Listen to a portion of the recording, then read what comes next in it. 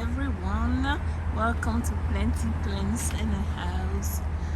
So I've just arrived in my garden, and I was nicely surprised to see a couple of trees blooming, and that's crazy because these crepe myrtles, these two crepe myrtles, were dug out last year. They were chopped off by the landscaper that dug them out, and I thought they were dead. You know, the only reason why I put them in the ground was because I felt like if I don't see dead branches, I might give it a chance. And here they are, blooming. Mind you, this is not their first time being dug out. I planted them almost 3 years ago, and ever since I dug them out about 3 times. And I was pretty sure the last time that they were dead. Some of the branches were completely dead, so obviously I cut those off. And not only are they alive, not only are they back, they're blooming like crazy. And then you have the hydrangeas as well that are blooming. These are limelight, I believe.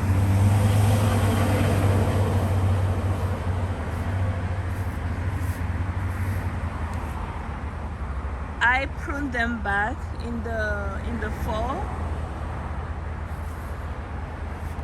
and I think I'm gonna keep them short from now on. I don't like how tall they are, so I'm gonna keep them short. Things are growing like crazy over here. What else is blooming?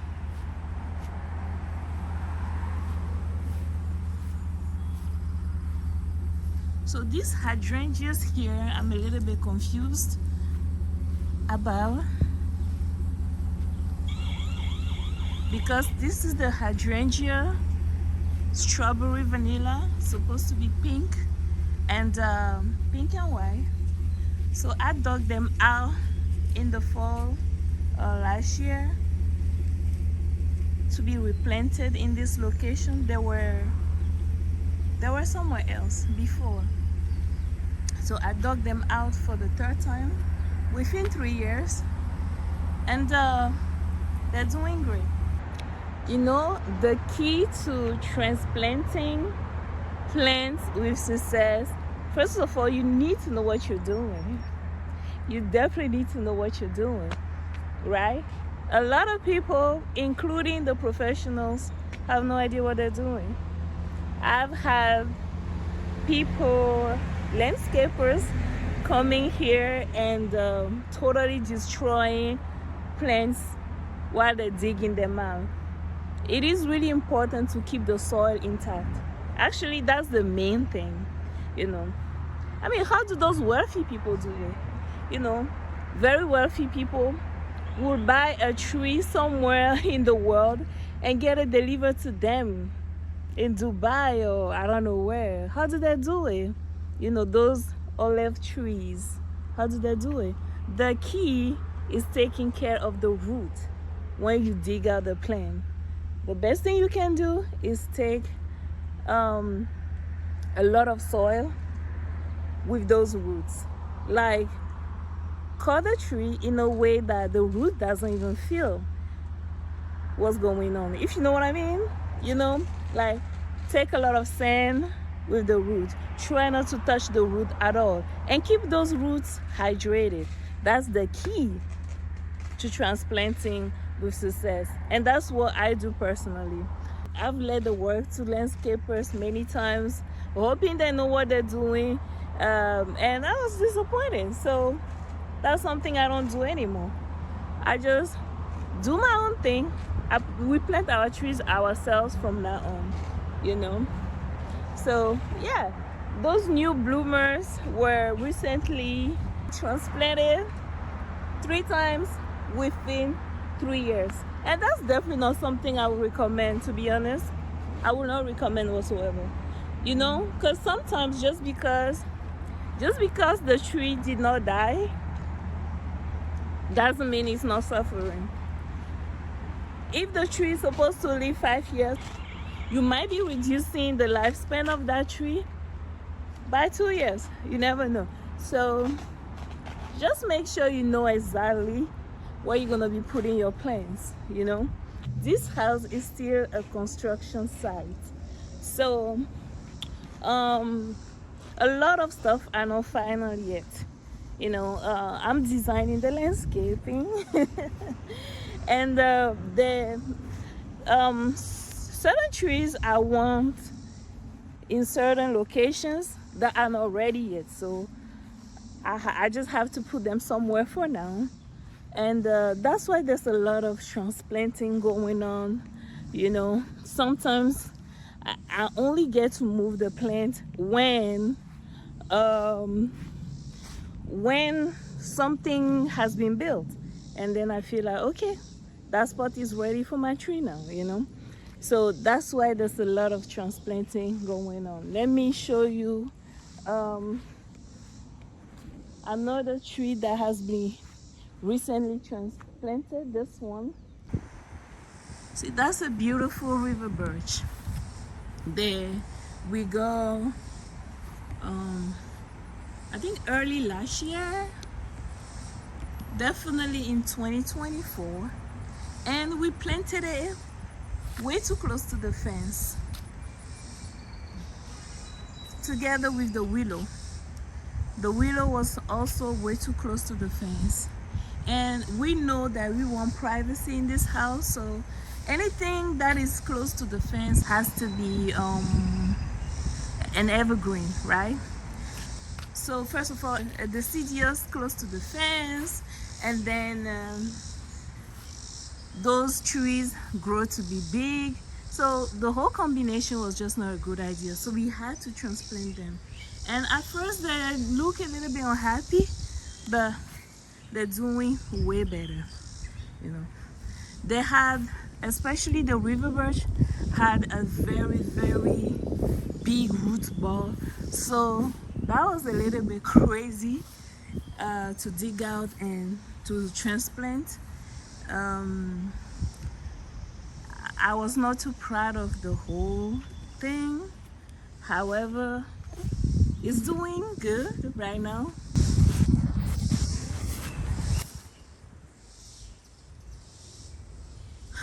And I'm hoping that it survives. So, the mosquitoes here. So we recently planted some bamboos here to create privacy. The reason why we have arborvitaes behind them is just because that was a temporary solution. You know, we got those trees for free from a nursery because they were struggling. We didn't know where to put them. Of course, we wanted privacy, create privacy, but the trees were too bad looking to put in the front. So we put them there. We put them against the fence for now so they can thrive and survive. But eventually, we will have to remove them from there. And then we planted these bamboos about maybe 2 months ago, I believe. Those are hydrangeas. They are clumping, and then we are having some major issue here. This is a major issue that I guess we did not think about at first. We will resolve it. Then we have some more bamboos planted here. Those were also planted about 2 months ago. It's a lot of hard work. These are running bamboos. And running they are. You see the idea of all these trees against the fence? I'm sure you can tell. Privacy. Ooh, the mosquitoes here. Privacy. I will make a video where I talk about why we chose these green giants. There are so many insects here. Okay. Woo! I gotta leave here. Those were Transplanting hornbeam.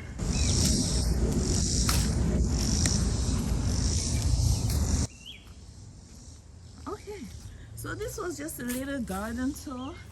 We just came to the construction site, and I was really happy to see some trees blooming that I just had to make a quick video. I don't know if that was quick, but yeah. So next time I do want to show some of the progress that we made in the house. That's the house behind me.